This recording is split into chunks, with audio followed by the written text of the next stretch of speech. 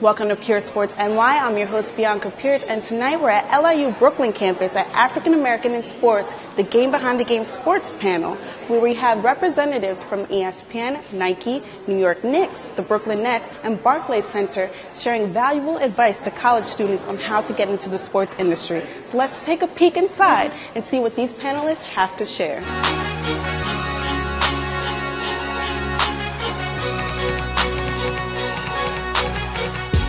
The biggest piece of advice I can give is, figure out what your passion is, and once you have that passion, put together a game plan for how it's going to happen.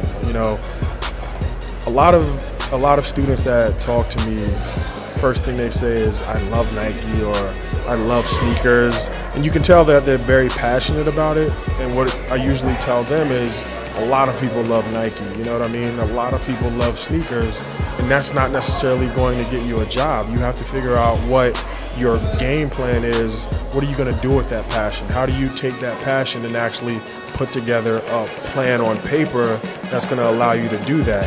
And I think some of the tools are networking, really figuring out what your strengths are and how you can apply those strengths to, getting a job at Nike, figuring out, the basic steps of how do I even find out what jobs Nike has available. A lot of people don't even have those basic steps. So I think, a lot of times people lack the information, and you have to do the diligence of finding the information.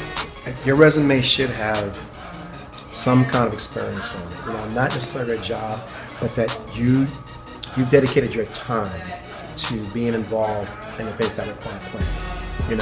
Things that, church functions or off-site functions somewhere else. Just anything you get your hands involved with. You got to show that you're not new to this, you understand what's going on here as well, and you're willing to do what it takes to be a part of this. There's nothing about, having world experience, but, it means a lot when you look at a resume and you see that, look at this guy has volunteered, while he was in college for all 4 years at some of the bigger events in the city.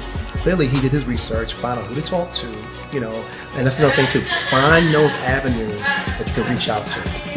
There's plenty of sites out there that deal just with events. Find out where things are going on, and you put yourself out there as well too. If you can't even volunteer, show up. If it's open to the public, you should show up.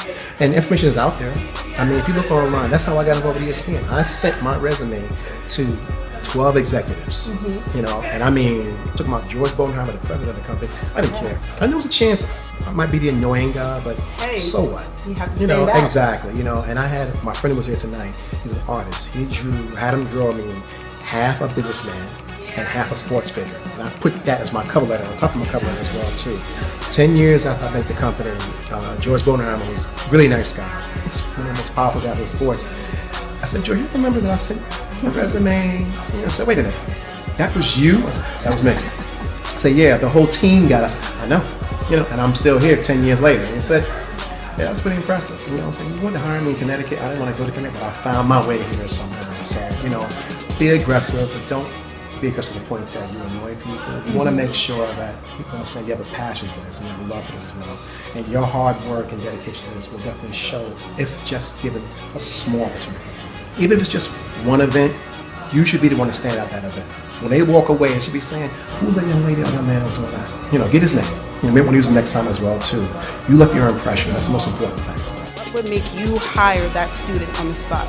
I think someone that lives and breathes not only the brand, but the category. I work in basketball, so you want someone that understands basketball. For me, it's all about authenticity. A good friend of mine, Dan Cherry, to quote him, he always uses this line about experience over theory. So it's one thing for a kid that reads about basketball, and there's another thing about a kid that plays and lives the game. You know what I mean? It's a difference, and it's not something that I think you can make up. You have to live and breathe what it's like to be an athlete to understand what an athlete's needs are. And I think that's really key in terms of looking for a job at Nike, because Nike's a company built for innovation for athletes.